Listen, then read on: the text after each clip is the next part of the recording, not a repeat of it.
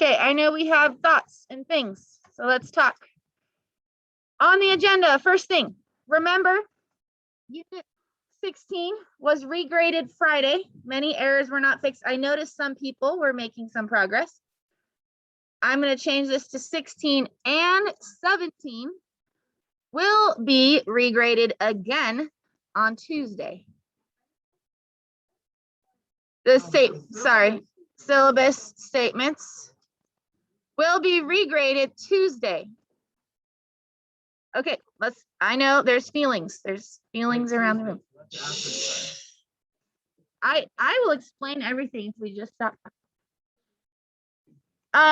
Aries, top left has been updated with Triad 1 grades. I will not be putting anything new in the grade book for this triad. Okay, so that means if you have an A+ now, you'll have an A+ for the triad. Okay, if you don't have a grade you like, you have until Tuesday to fix it. I extended. I was saying Friday, but I don't actually have to put grades until Wednesday.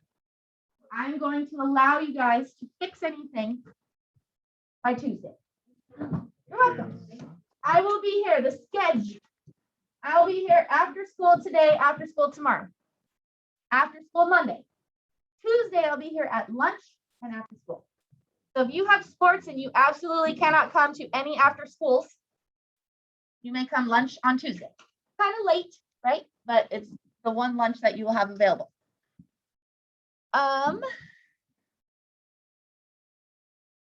So you have till Tuesday. That means unit 16 and 17 syllabus statements, I'll give you till Tuesday. I'll regrade those Tuesday evening. About syllabus statements. For unit 17, we got a 10, and I'll explain why and what to do. I know. But remember, this is the one assignment where we are all a team. So again, you have till Tuesday to fix it. There were some incomplete slides. There were some slides that needed to have things fixed. Also, a point on why we got only 10 is because the vocab is very scarce. Remember, your job with the vocab, your slide, you have one slide, right? Or usually one slide that is your job. Any word that could be a vocab word from that slide should immediately go into the vocab. Okay? So if you have a slide that's asking you to talk about adaptation, adaptation should be in the vocab. Okay? So generally, when I'm looking at vocab, it is very scarce. Yes.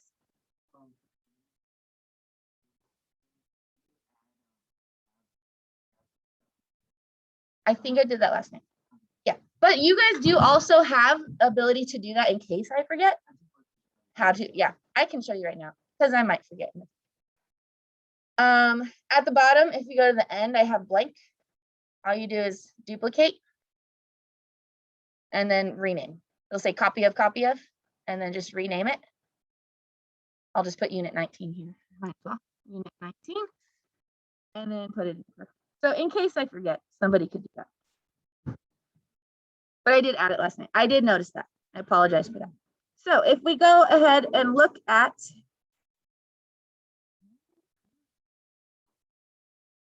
why aren't you giving me the others? Unit, what are we on? Unit 17. So we look at unit 17. It's maybe a little more than it was last time I looked at it. But I definitely think it could be bigger. Okay. If we look at the syllabus statements, you guys will be able to tell on the left, comment. I do want to remind you, okay, that yes, your job is mainly to do your slide. Your second job is to proofread other people's slides. And if you find that it could be better, maybe at them. Remember, we went over the at process. So, for example, I just make a general comment, okay? But if, let's say I don't like that this picture is overlapping. Maybe that's something that bothers me. I can click on the picture, do a comment. Okay, this is not actually a problem. I'm just saying a possible issue. I'm specifically picking on one that is not an issue. Okay. I mean, you could always put it on another side. But you go to comment, and if you do like at Nathan. Oh, don't do that. I'll get it easy. At Nathan, I think maybe this picture should go on the next slide. Then Nathan will get an email, and if Nathan is a good person, because I know he is, he would go back and go, okay, maybe I should fix that. Okay. Two sides of this.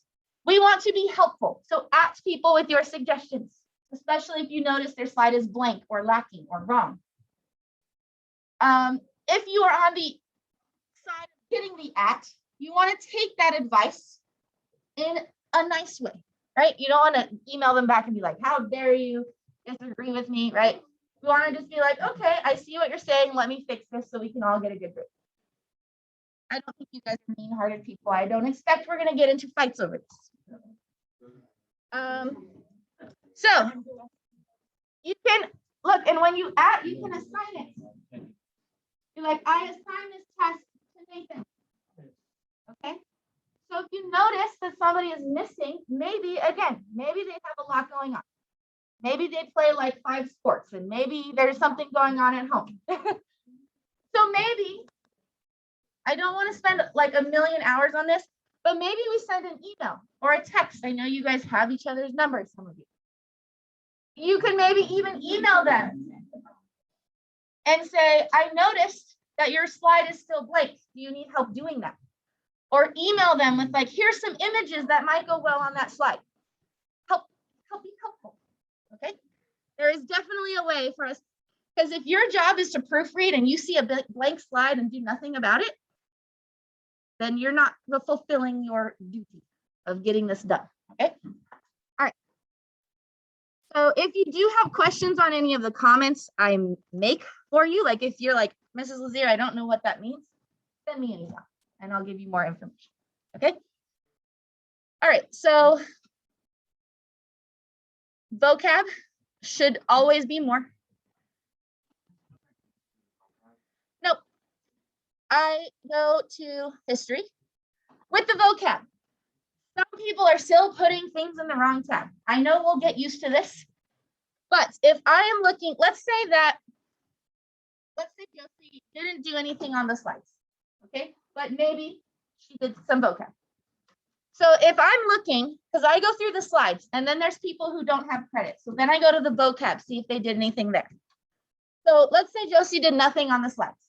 Then I'm going to go to tab 17 and I'm going to look on the side for Josie's name. And if I click on Josie's name, it will highlight like this, like Jaden added this person. If it's not unit 17, I'm not going to give you points for unit 17. So if you accidentally put unit 17 vocab on unit 1, I'm not going to see it. I'm not going to give you credit.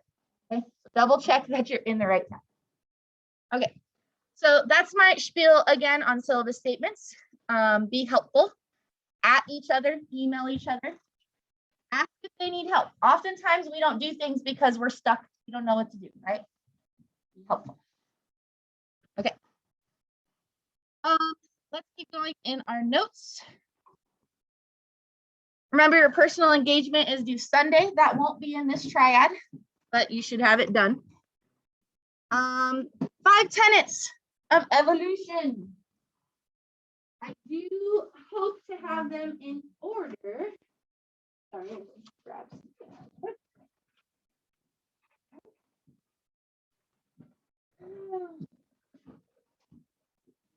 All right, what comes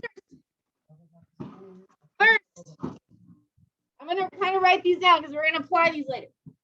We have overpopulation. Overpop. Okay, so that happens in a lot of cases. Okay? With having too many organisms. Make sure eyes are up here. We're all part of this discussion. There's no phones out or things out. After that, then what happens? In that population, we need to have some sort of genetic variation. Okay? Genetic variation exists in all populations. some more than others, right? Okay.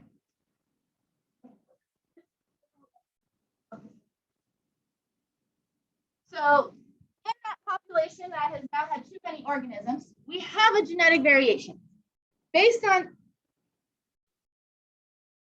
that genetic variation, what happens? Selective pressure. I like that I'm hearing 1.5-ish people. Selective pressure. Those selective pressures could be what? What are some examples of selective pressures that we could have? I don't know what's happening with this. Environmental changes. Competition for food or space or lights or resources. Territory, mates. Okay, good. So selective pressures, that could be a lot of different things. Then differential survival. Are you guys sleepy today? Yes. I want to go home. I don't want no work anymore. Okay. Differential survival. I want to make sure. Okay. What word kind of goes with this? Differential survival. SpongeBob. Natural selection. Okay. And now that we have some organisms surviving better than others, that'll give us the result of what? Change in what?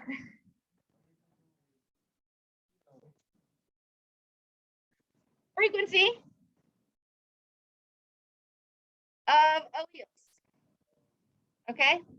Some alleles are going to increase in frequency, some are going to decrease in frequency. Okay.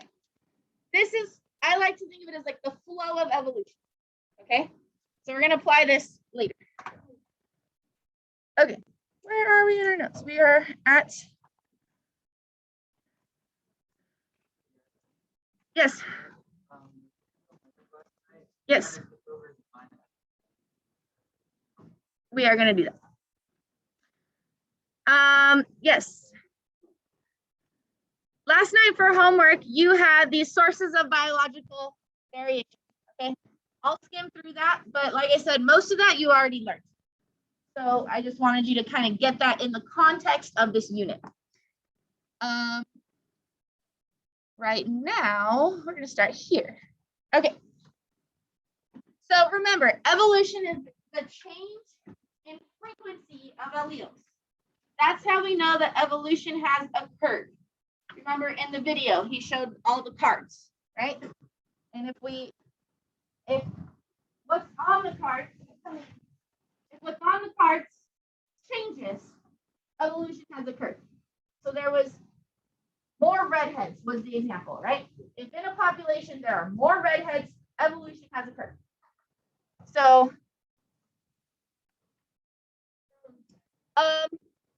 this I think we're going to skip due to time purposes.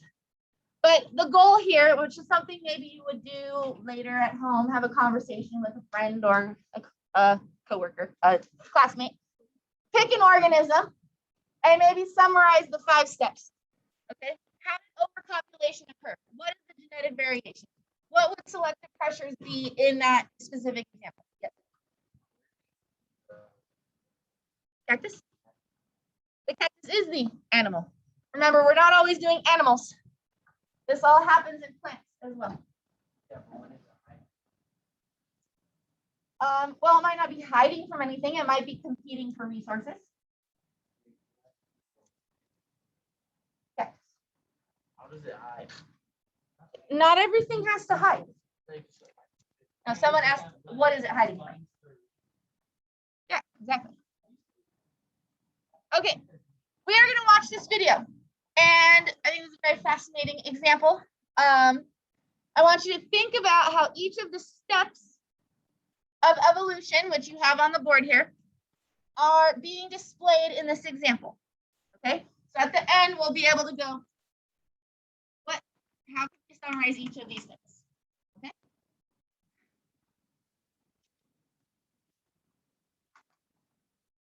I think I forgot to put something on the agenda. I'm so sorry. We have a quiz tomorrow. It's on your calendar. It's on Google Classroom. It is a quizzes. Natural selection. It is, okay. It is, okay, couple things. No, you, go ahead, you can turn. We are in a college level classroom, okay? You have the ability, you have everything you need, okay, to learn natural selection. And it's a quizzes, it's multiple choice. You have redemption questions. And the reason why we do quizzes is so I can see where you're at. I can see where we're learning. For example, period 1, they pretty much all bombed unit 2 test. Remember that calculation where you had to calculate magnification and size and how fun that was? I noticed everyone struggled. Did I just move on? No. Okay. So I'd rather you not like freak out. I'm like, okay, we have a quiz because I need to see where you're at. And honestly, you might do better on this quiz than you think because natural selection generally comes easy to a lot of students. Yes. No, your triad grade is updated right now. Anything we do after today or after last night is not going in the triad grade. Okay, here we go. This is a nice story. 13 minutes. Remember, we are not passively watching this. We are watching with the task of being able to apply our steps of evolution. Okay. I need to share sound. There it is. For life to survive, it must adapt and readapt to an ever-changing Guess I can't make Earth. it bigger. New traits and capabilities must be invented, Right. while some traits may be lost. Didn't really do much. To see one of the most dramatic examples of how this occurs, we will follow a voyage of long ago that will take us 1,600 miles off the southern tip of Africa Guess to I one of could the most download remote it. places on the planet, Could I download Bouvet it? Island. Which one? A speck at the edge of the Antarctic, it's Please pummeled by watch it, water please. so wild that getting there was no sure bet, especially in 1927, when this Norwegian steamship left port. It's cold, it's windy, it's rough waters, they're far away from civilization. So it was a really long and arduous voyage from Norway to eventually the shores of Bouvet Island. Norway had dispatched the expedition This is as loud to as we get. claim the island as an outpost for its whalers. And after 2 months at sea, on December 1st, the crew finally rowed ashore and erected the Norwegian flag. But that's not the most important achievement of this expedition.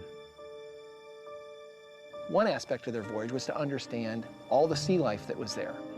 So there was a zoologist on board, Ditlev Rustad.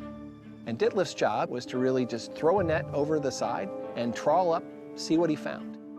But one day, in fact, the day after Christmas, 1927, he pulls up a really unusual looking fish. A creature that many years later would illuminate our understanding of how evolution works. A creature so unexpected, it is still barely believable today when taken from a freezer at Northeastern University by a biologist who spent much of his career trying to make sense of it. Well, Sean, it's easy to see why the fish was originally called a crocodile fish. Notice very big protruding jaw with lots of teeth. Incredible, but it's so translucent. It seems like I can see inside the fish. Well, the reason you can see inside the fish is that this is a scaleless fish. And in fact, if you... What is that? Well, that's the brain. You can actually see the brain through the skull. And then you can also see, projecting from the brain, the optic nerves going over to the eyes. And Sean, for comparison, we can take a look at a cod. And when I pull back the gills of the crocodile fish, Creamy white, look at that. and here, if we take a look at the cod, Oh, brilliant red. yeah, very, very red. So that would have surprised Rustad because all the other fish he had seen would have red gills. Absolutely. But that wasn't the most incredible thing about Rustad's find. That came to light when Rustad, like any good Norwegian confronted with a strange fish, filleted it, as I'm doing today under Bill Dietrich's watchful eye. Unbelievable. Everything's white, everything's colorless. Yep. All the organs, all the soft tissues, the heart even. Every other fish he had opened in his life was full of red blood, but not this fish. And he wrote in his notebook, boldly, Colorless blood, bleu farvelust. The crocodile fish, or ice fish, as they've come to be known, had a dilute liquid almost as clear as ice water flowing through its veins. okay, And here's your ice fish blood. that's amazing. Except for the ice fish, all of the vertebrates on Earth, reptiles, birds, mammals, and all other fish, like this cod, have red blood coursing through their veins. So what's so incredible about having no red blood cells at all is that, for example, our blood, 45% of our blood by volume is red blood cells. So we have enormous numbers of red blood cells in our blood, as do most other backboned animals. And when our red blood cell count decreases a little bit, we call that anemia. And if it decreases a lot, that's life-threatening. So it's stunning that an animal could get by with no red blood cells at all. Why would a fish abandon a way of life that has nourished its ancestors for 500 million years? It has to do with the extreme habitat in which it lives. The more cells that are present in blood, the thicker it becomes at cold temperatures. So this watery blood allows the fish to live in really cold temperatures. So if it had blood like this, it would be all gummed up. That's correct. All right. Blood is red because it contains hemoglobin, the protein that delivers oxygen throughout the body. Yet the ice fish have not one hemoglobin molecule. The fish absorb enough oxygen from the sea through their scaleless skin so that they can make do without hemoglobin. But the lack of red blood cells still doesn't fully explain how any blood flows in oceans this cold, below the freezing point of fresh water and almost at the freezing point of seawater. And fish cannot live generally in that sort of environment because the freezing point of the blood is higher than the freezing point of seawater. Yet fish thrive in these waters. Ice fish and other species, all members of a group called the notothenioids. To show just how different Antarctic notothenioids are from other fish, husband and wife biologists Arthur DeVries and Christina Chang dunk one in water as icy as the ocean outside their lab on Antarctica's McMurdo Sound. The temperature, minus 1.8 degrees Celsius, is so cold it's below the freezing point of fresh water and blood. So as you can see, this fish is doing fine at this freezing temperature in the midst of ice crystals. How these fish thrive in such cold waters baffled scientists until the 1960s, when Art de Vries found that Antarctic fish had invented something that protects them from freezing: antifreeze. These fish have a certain protein, and what it does is bind to the ice crystal in the fish. And by binding to it and preventing it from growing any bigger, the fish doesn't freeze. So only one group of fish in the Southern Ocean, the notothenioids, ice fish belong to that group, have antifreeze. So it's an invention unique to this group. And that's allowed those fish to invade a space that other fish couldn't live in. And these are nutrient-rich waters full of lots of food. So these fish are thriving now where other fish couldn't thrive. Antifreeze proteins give notothenioids a clear edge where they live. But their existence poses an evolutionary mystery. When and how was antifreeze invented. The waters around Antarctica were once a temperate 10 degrees Celsius. But 34 million years ago, Drake Passage opened as Antarctica broke away from South America. Now a continuous current circled the new continent, isolating its surrounding waters. As a result, those waters chilled to -. I just want to pause. We will finish it. I'm actually going to turn this way because then the recording can hear you guys better. Okay, so going to these 5 things, 5 tenets of evolution. We're kind of starting at the end of the story. We have this fish. Has evolution occurred in this fish? Yes. How did we get there? So going back to number 1, is it reasonable to think that a fish had overpopulation? Right. Have you guys seen like fish eggs? There's like tons, right? Okay. So overpopulation, whatever fish were started, the ancestor fish had way more babies than could survive in whatever environment it was in. Then what happened? Some genetic variation occurred. What possibly most likely was the cause of that genetic variation? Mutation. A mutation. Remember, environment doesn't cause variation. It causes something later down, right? Some random mutation existed in some of those babies. What was this mutation? Okay, there's multiple. Antifreeze is one of them. So in the DNA changed, which caused a protein that was unlike a previous protein, which was antifreeze. Okay, you guys know what antifreeze does. What other differences? What other mutations?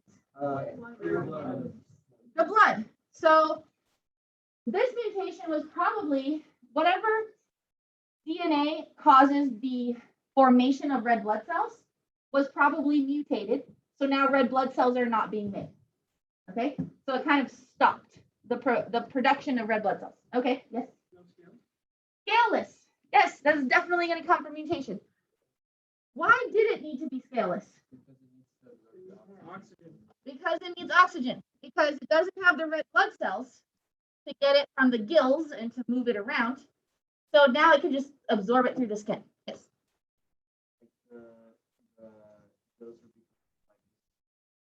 Vestigial traits? Yeah. I think gills are also there to do other gas exchanges and other exchanges. So I don't know if it would be fully vestigial, but it would have a different function. Were there any other main differences? Yes, the transparency. And that's because it didn't have the red blood cells.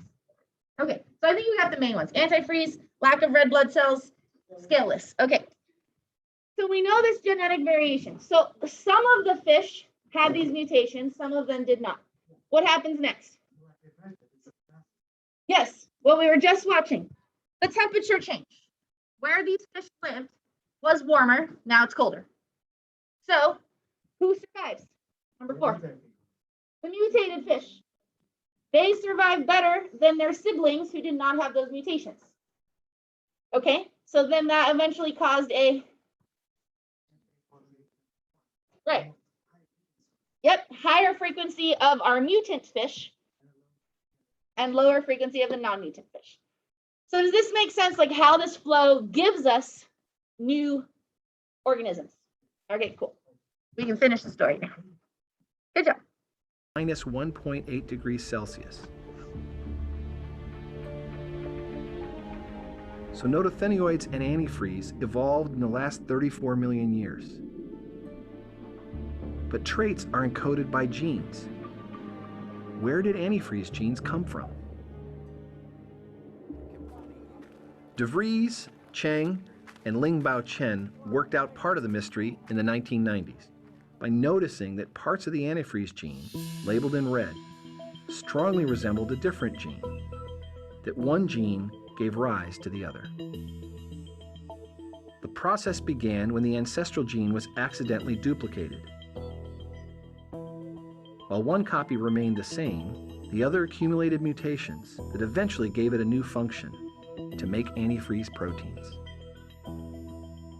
The invention of antifreeze is a crystal clear example of inventing something new from something old, borrowing sort of the code of a pre-existing gene and then altering that to create a protein that has entirely new functions. And this story we see again and again in evolution, inventing something new from the old. Notothenioids invented antifreeze genes, but one family, the ice fish, went a step further and eliminated red blood cells and hemoglobin altogether. As for how that happened, the answer has also been preserved in DNA. And Bill Dietrich found it when he compared globin genes from ice fish and other fish.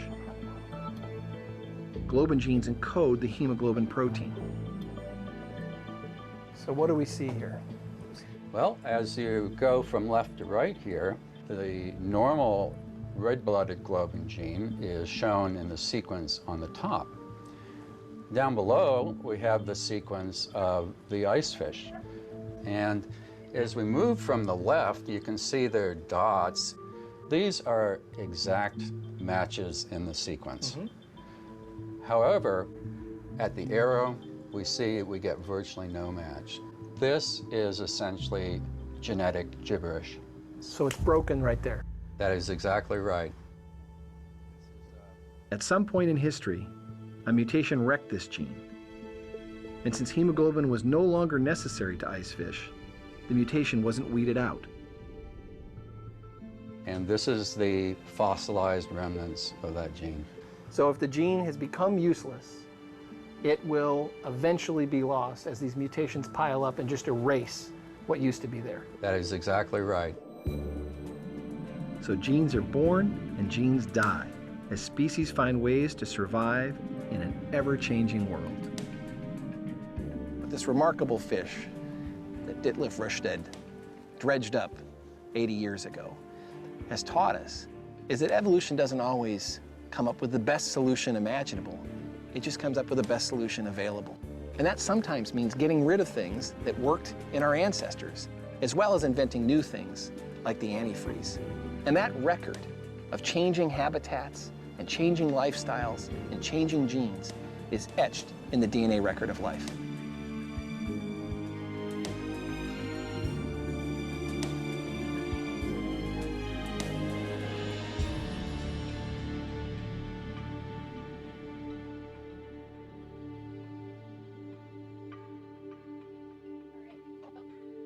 A point that was kind of brought up that I think is worth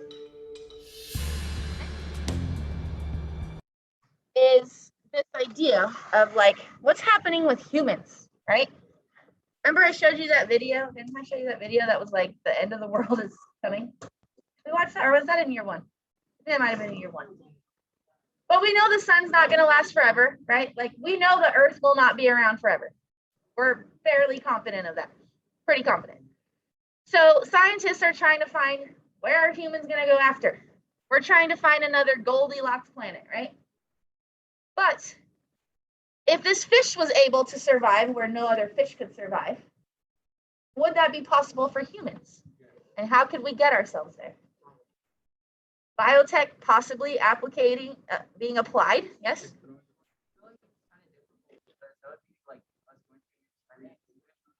Like a middle ground for like both fish to survive. Yeah. And middle ground for us is space.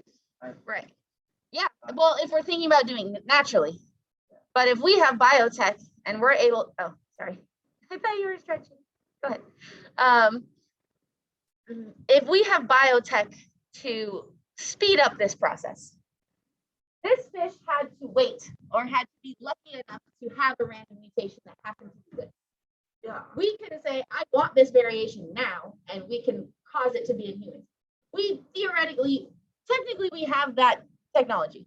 We can go into a human genome, we can switch a gene, and we can create a baby pretty much the way we kind of want it to be. Okay? Ethically, we have laws and boundaries on that. But technologically, we're kind of at that point. We know the human genome, we know what genes do what. We could probably find a way to alter. I don't know that we could do enough to be able to survive, on certain planets, but that idea is there. Maybe instead of finding a Goldilocks planet, maybe we just need to find a way to mutate ourselves so that we can survive on what planets we can find. Also, getting to that planet is a whole nother issue. But it's kind of something to think about, right? This is not happening in your lifetime. The sun will be around until you die. But generations in the future, humans are going to have to figure this out. If we started the process now, we would give them better chances in the future. We don't want it to be like, oh, the sun's dying in 5 years and we haven't started. It's like having your IA due tomorrow. And what are you going to do tonight? You're not going to do it, right? Okay. Possibly. That's another thing is like, is freezing a human body? I know we see that in movies all the time. Is that actually possible? And do we want to bring back all of our ancestors? Because we already have an overpopulation issue. Oh my God, that's a great movie. Encino Man is amazing. Okay. So in your note packet, which I have somewhere, there it is. About adaptation, I'm going to take you to this website. Oh, actually, I gave you the definition in your note. Find adaptation. As you're writing that, we already kind of went over some examples of adaptation, which is also in your notes. The notothenioids. Notothenioids. Had multiple adaptations. I was wondering during that video if it would be possible and economical for us to get notothenioids to next step. Like, it would have been much cooler if I had you dissect that fish rather than watching a video. But I wonder if that's even something I can buy online. I know I could get you a cod dissection. I don't know that we can get it. If someone just wants to go, to was it Arctic, Antarctic? Antarctic? Antarctic. If anyone's ever there, catch us some fish. We'll dissect. What? That's a good question. I wonder what it tastes like. I would assume it would taste different. Okay, moving on. You have your definitions? Yes. Go, go, go, go, go. Okay. So this is going to be a homework page, which is not difficult. All you have to do is find 3 organisms that have adaptation. You can probably think of these. You may not even have to get on Google at all. And what I want to know is what is the organism? Genus, species would be great. Adaptation, what adaptation do they have? And what selective pressures are connected to that adaptation? So that's a good one. So adaptation, antifreeze proteins. What was the selective pressure that allowed that to be one of the alleles that increase in frequency? The temperature of the water is cold, right? So the temperature of the water was the selective pressure that they overcame with their adaptation. So I like your example of the butterfly. You have seen those butterflies that have eyeballs on them? What's the selective pressure? Predators getting eaten. But these butterflies get eaten less because they look scary because they have giant eyeballs on their wings. You can write that in your notes right now. You had your hand up. Do you have another thing to say? Monarchs migrating, you could definitely fashion that into an answer here. Any other examples you guys can just like think of on the top of your head? Humans and melanin, yes. So we have this adaptation of, all humans have melanin, but some humans having more or less would be an adaptation. And what the selective pressure would be is what? Sun absorption versus, sun and vitamin D versus cancer, right? Like there's the good and the bad. There's 2 selective pressures basically for them. Any other organisms you can think of that have cool adaptations? The leaf bug, yes. Camouflage would be their adaptation. Again, predator would be the selective pressure. Yes, go ahead. You could even do, humans have another adaptation we talked about. Our thumbs. You would have to think, what selective pressure did we overcome with that? Yes. What about subject breathing, like, would that be- That is something that I mean, we're kind of controlling the differential survival in a way, but you could look into a specific breed of dog that might have a specific adaptation that allowed it to survive in its environment. Like I had a dog, she was a Rhodesian Ridgeback. Have you ever seen those dogs? They're kind of rare. I almost never see them, but they're amazing. Yes. Her name was Sandy. She was actually my first dog. I thought when I got her, I thought she was a mutt. I thought she was a Great Dane mixed with something. She was a big dog. But Rhodesian Ridgebacks, they were actually bred to be lion hunters in Africa. And when I found this out, I was like, wow, my dog was more awesome than I thought. She was not a lion hunter. She was a big, lazy butt. But originally, she was bred to hunt lions. And they're called Rhodesian Ridgebacks because they have this pattern on their back. Yeah, it doesn't always look exactly that thick or the same, but you can see they have that. They're very great dogs. And I do wonder, why do I almost never see them? I saw one in Redlands. For over like the last 20 years of my life, I've seen one. Yes.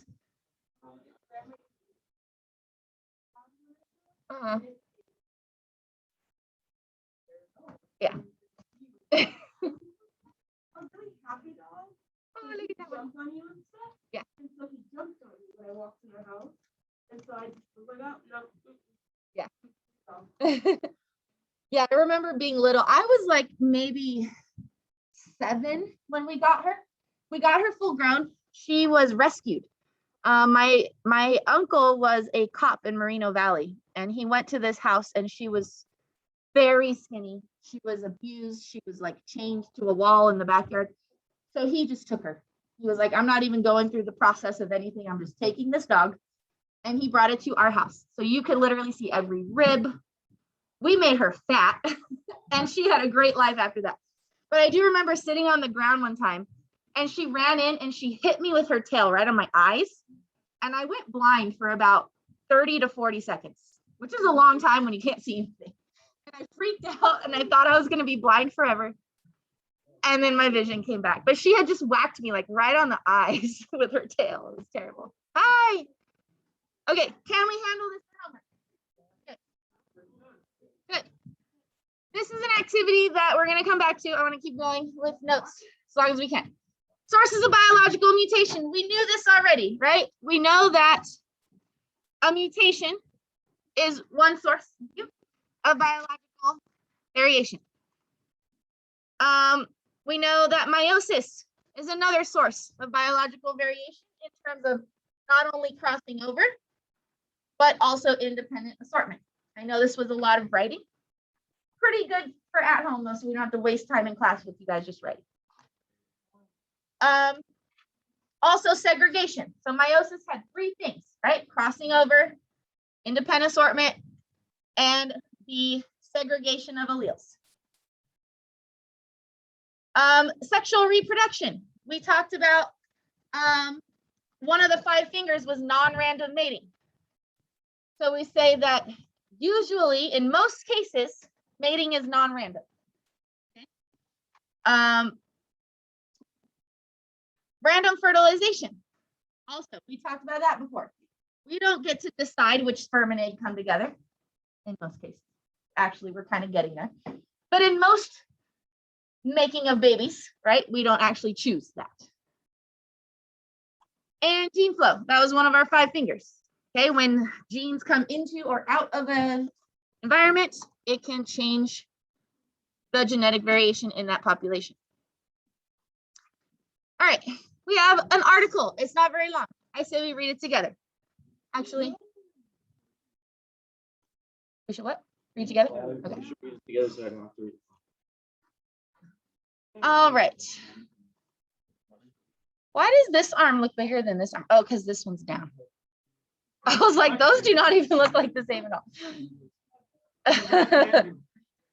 Okay. Our job from this article is to get the what is an acquired trait and what is an inherited trait? Here's your first thing, acquired trait. An acquired trait is defined as a characteristic or trait that produces a phenotype that is a result of environmental influence. I would put trait from an environmental influence. Trait from an environmental influence. Acquired traits are not coded in the DNA of an individual, and therefore scientists believe they cannot be passed down to offspring during reproduction. Okay, a trait produced by an environmental influence, maybe such as a tan, right? Not coded in the DNA. Scientists believe they cannot be passed down. I have a question. Yeah. So like, say there's like many generations of like bodybuilders, for instance, there would be no correlation, like extra trait that the kid could get.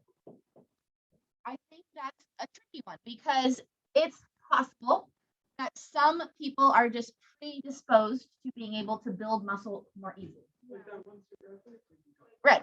So it could be actually a genetic disorder, or it could just be like, I build muscle faster than you, right? There's just that natural genetic variation. So it could be a little bit of that. But we could also think of it in terms of environmental influence. If you have a bodybuilder mom and a bodybuilder dad, you're probably going to grow up with a healthy diet and healthy habits, right? So that nature versus nurture kind of combo. But yeah, that's where genetics gets fun, because we don't always know, was this passed down to me, or is it just because I live in this environment, or is it both? Okay, and I think that this article kind of goes into that.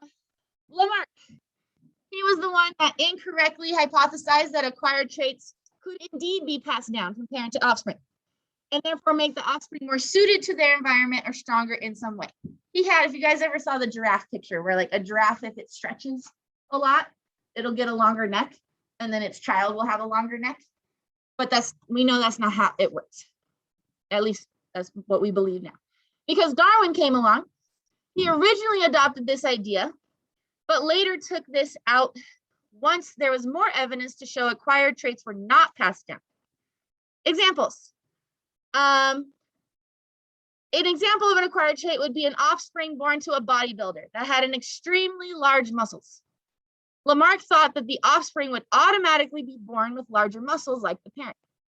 However, since the larger muscles were an acquired trait, for years of training and environmental influences, they were not passed down. Genetics, study of genes, explain how traits like eye color are passed down. Like hemophilia, we already talked about that. You guys know how things are passed down. Last unit. Some recent scientific research, however, suggests that Lamarck may not have been entirely wrong. This is what you're asking, right? Scientists at the Columbia University Medical Center found that roundworms that developed resistance to a particular virus passed on that immunity to their offspring and for several generations. Other research has found that mothers may pass on acquired traits as well. During World War II, the Dutch suffered a devastating famine. Women who gave birth during this period had babies who were more susceptible to metabolic disorders such as obesity. Those children's children were likely to suffer as well. I see the time. Give me a second. So while the bulk of the evidence suggests that acquired traits like muscles and obesity aren't genetic, there are some cases where this principle has been disproven. Adds. All right. Did you get an inherited characteristic from the article? I would just put inherited characteristics are traits coded in the DNA that are passed down. Okay, it's the opposite of an acquired. Okay. You have a little question there. You can do it now before you leave, or if you want to do it later. Based on the article above, can acquired traits be passed down from generation to generation? No. In some cases. Give evidence from the article. Okay, so you may want to go back and look at that article to find your evidence to answer that question. Okay. Let's see. Homework?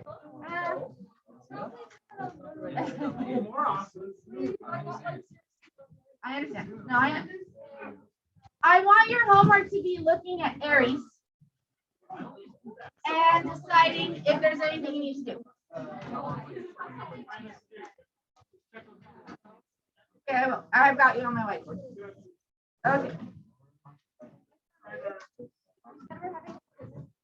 Yes. I'm gonna look at it and I'm gonna make sure it's covered like what we've covered. That we're not gonna add anything.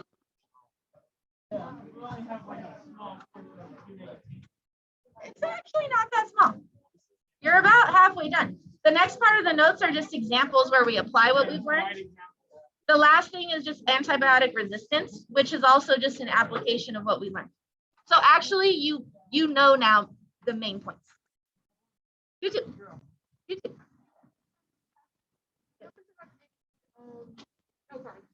Yes, I have many. How many do you need? Two, please. Oh, 7 I need right here. Thank you. Can you regrade this one? Yes. Who isn't doing the biology work? We had that conversation. One of your classmates can tell you my spiel on that. Actually, I recorded the lesson if you want to listen to it. Yeah. I lost